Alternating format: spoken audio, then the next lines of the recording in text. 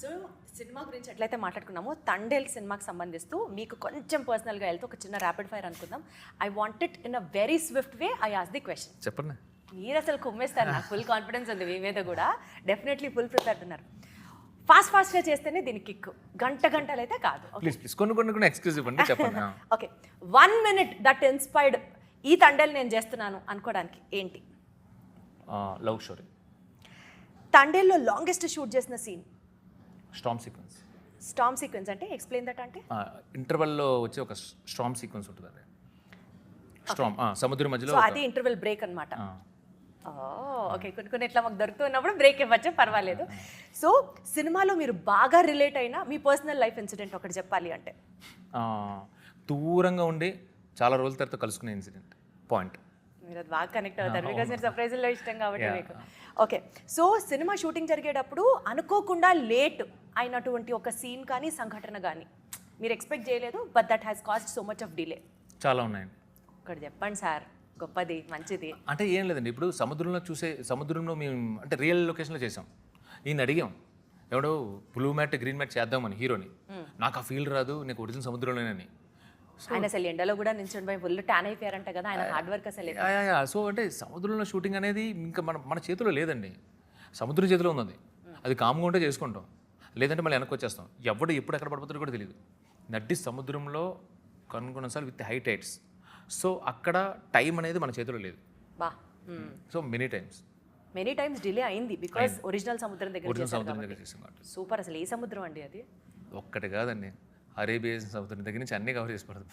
మీ ఓపిక్కి నమస్కారం అండి. ఆయన ఓపిక్కి నమస్కారం. మాదేముందండి, నేను సీరియస్లీ సేయింగ్, ఏ మూవీ అయినా టెక్నీషియన్స్ ఎక్కువ కష్టపడతారు, యాక్టర్స్ కొంచెం రీజనబుల్లీ కొంచెం కష్టపడతారు, బట్ మన హార్డ్ వర్క్ ఉంటుంది. బట్ ఈ సినిమాకి సాయి పల్లవి అండ్ నాగ చైతన్య కష్టపడినంత నేనైతే కష్టపడదు.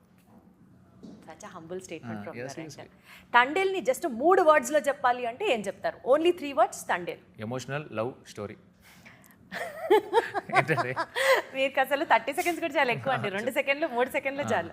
సో తండేల్ అన్న వెంటనే 1 line, ఆ సినిమాలో ఒక లైన్ మీ మైండ్లో ఇంకా రివర్బ్ అవుతూ ఉంటుంది అంటే ఏం లైన్ అది? For his people. Thandel for his people. Nice. So పర్ఫార్మెన్స్తో మిమ్మల్ని సర్ప్రైజ్ చేసిన ఒక యాక్టర్ ఎవరు? ఒకే ఒక్క యాక్టర్ ఎవరు? సాయి పల్లవి.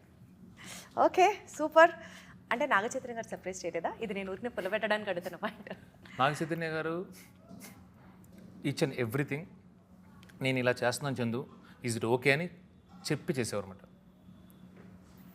సో నాకు ఆయన స్క్రీన్ ముందుకు వెళ్ళే ముందే నేను సర్ప్రైజ్ అయిపోయాను. సార్ మీరు సూపర్ సార్, ఈ రకంగా కూడా బ్యాలెన్స్ చేస్తారని తెలియదు సార్. మీరు అడిగారు కాబట్టి చెప్తాను. సో నేను షార్ట్ కు ముందు సర్ప్రైజ్ అయితే నాగ చైతన్య, షార్ట్ తర్వాత సర్ప్రైజ్ అయితే సాయి పల్లవి. అదేలేండి. ఓకే, మీరు అడిగారు కనుక చెప్పాను. అదేనా? ఓకే, ఆడియన్స్లో అసలు ఎక్స్పెక్ట్ చేయకుండా హాల్లోకి వెళ్ళి సడన్గా వాళ్ళు సర్ప్రైజ్ అయ్యే ఎలిమెంట్ సినిమాలో ఏమన్నా ఉందా అంటే what would it be? Last 30 minutes ఏముంటుంది సార్? 1 word 3 words చెప్పన్నారు చూడండి, ఎమోషనల్ లవ్ స్టోరీ. అదే సర్ప్రైజ్ ఉంటుంది. ఎంత ఎమోషన్ ఉందా అనే సర్ప్రైజ్. అసలు నాకు ఇప్పుడే కొంచెం సర్ప్రైజ్ దిగిపోయింది, ఎందుకంటే పేట్రియాటిక్ సినిమా, దాంట్లో కూడా లవ్ స్టోరీ ఉందనుకుంటున్నా, అది లేదని క్లారిటీ ఇచ్చారు మీరు. Okay, most challenging scene while shooting the cinema? Most challenging scene అంటే సీక్వెన్స్ అండి. Okay, whatever. Same storm sequence. ఎందుకంటే దాన్ని ఒక లొకేషన్లోనే చేయడానికి అవకాశం లేదండి. గివెన్ ద బడ్జెట్, అది చాలా పెద్ద బడ్జెట్ అది. అంటే it was like we have to crack the budget. అంటే ఆ ఒక్క స్టామ్ సీక్వెన్స్ షూట్ చేయడానికి ఎంత అయిందండి? అంటే మళ్ళీ అది 3 నిమిషాలే. సినిమాలో 3-4 minutes ప్రీ ఇంటర్వల్లోనే ఎప్పుడో వస్తుందండి, 3 minutes. బట్ స్టామ్ అంటే అదే లైవ్గా ఉండాలి, అన్నీ క్యారీ చేయాలి, అంటే ఆ ఎమోషన్ రావాలి, the thrill should be there, emotion should be there. Core పాయింట్లో ఆ సీక్వెన్స్ వస్తుంది, 3 నిమిషాలే. మేము కష్టపడ్డంత ఎఫర్ట్ అందులో మళ్ళీ కనపడదు ఆబ్వియస్లీ. సో అది ఒరిజినల్ సముద్రంలో, బ్లూ మ్యాట్లో, చిన్న లేక్ దగ్గర, మినియేచర్లోనో, ఫైట్ మాస్టర్స్, అలా మొత్తం 5-6 దాంట్లో కట్ చేసి storm sequence is the life of the cinema. Life of the cinema కాదు, thread of the cinema, heart beat of the cinema, heart of the cinema. అంటే మీరు ఏ సీక్వెన్స్ కి ఫిజికల్ గా కొంచెం ఎక్కువ స్ట్రైన్ అయ్యారు అనే దాన్ని చెప్పాను కదండి. Heart of the cinema is last half an hour. చాలా ఊరిచ్చే పాయింట్స్ ఉన్నాయి సినిమాలో, అర్థమవుతుంది. ఈ సినిమాకి తండేల్ అని టైటిల్ పెట్టకపోతే what would have been the other option? ఇంకా వేరే ఆప్షనే లేదండి. తండేల్. బిగ్గెస్ట్ టేక్అవే ఏంటండి సినిమా నుంచి? సినిమా చూసి ఆడియన్స్ బయటకు వచ్చాక టేక్అవే ఏముంటుంది? వీళ్ళిద్దరు జంట రాజు సత్య. రాజు సత్యని అంటే టేక్అవే అంటే ఈ సినిమా చూసిన తర్వాత బయటకు వచ్చినప్పుడు వీళ్ళిద్దరు ప్రేమ అండి. వీళ్ళిద్దరు love will be the takeaway point. ఈ సినిమా నేను చేశాను అని గర్వంగా మీరు సభాష్ అని అనిపించుకునే ప్రౌడెస్ట్ మూమెంట్ ఏంటండి? 4-5 ఉన్నాయి చెప్పరా ఈ సినిమాలో. అది చెప్పేస్తే అది చెప్పేసినట్టండి. నేను నిజంగా అంటే నేను మళ్ళీ అంటే అదే చెప్తున్నాను చిన్నప్పుడు అంటే నీ కంపారిజన్ కనుకనే అంటే మమ్మల్ని ఊరించడానికి ఇప్పుడు కాదండి. ఇప్పుడు మీరు సఖీ మూవీ ఉంది, ఓకేనా? సఖీ మూవీలో ఏంటి స్టోరీ అని చెప్తారు? మూమెంట్స్ అర్థమైందండి.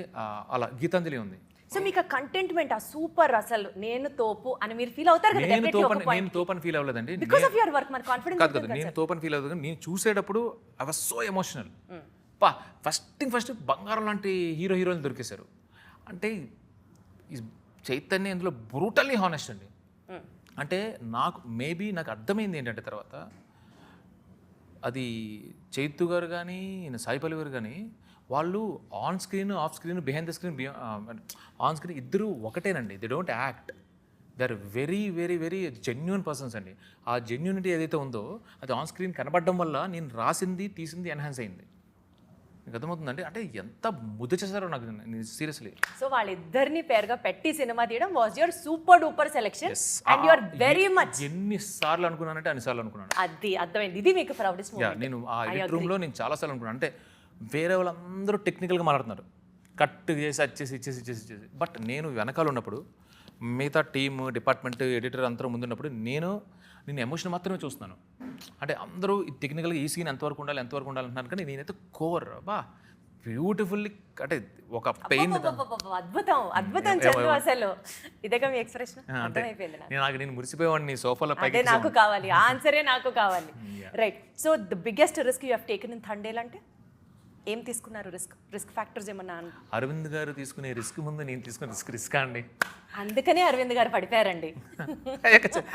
అంటే సీరియస్లీ ఇప్పుడు వాసు గారు కానీ అరవింద్ గారు కానీ అంటే మార్కెట్లో అంటే ఎంత వాల్యూ ఉంది ఈ మూవీకి అనే పారామీటర్స్ కొలమానాలు లేకుండా ఈ కథని నన్ను నమ్మి పెట్టారంటే సో రిస్క్ వాళ్ళు తీసుకున్నారు. యా. సో నా రిస్క్ ఏముందండి ఇందులో? Very humble. No I'm not humble. నేను మోడెస్టీగా కూడా చెప్పట్లేదు. ఇది నిజం. Got it sir. ర్యాపిడ్ ఫైర్కి ఒక కొత్త డెఫినేషన్ క్రియేట్ చేశారు.